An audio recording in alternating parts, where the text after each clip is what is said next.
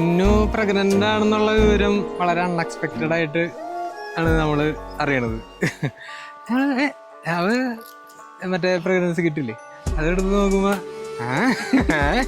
പ്രഗ്നന്റോ?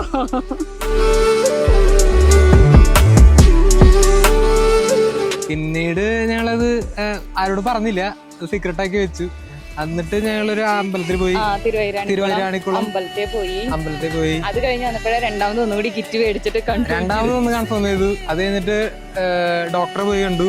എന്നിട്ടാണ് ഡോക്ടറെ പോയി കണ്ടിട്ടാണ് നമ്മള് വീട്ടിൽ പറയണത്.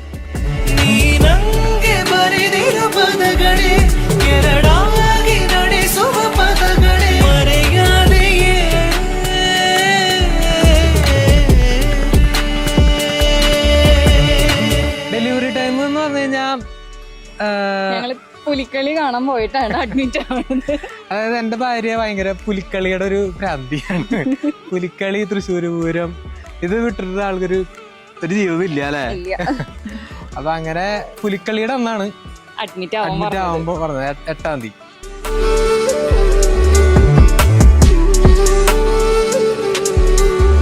പേരിടല് ഡിസ്കസ് ചെയ്തെന്ന് വെച്ച് കഴിഞ്ഞാൽ ഞങ്ങള് പ്രഗ്നന്റ് ആയപ്പോ തൊട്ട് പേര് ഇങ്ങനെ അതായത് ഓരോ റീലുകൾ കാണുമ്പോഴും നമ്മള് അങ്ങോട്ടായിരിക്കും ഇഷ്ടപ്പെട്ട റീൽ ഇങ്ങോട്ടായിരിക്കും.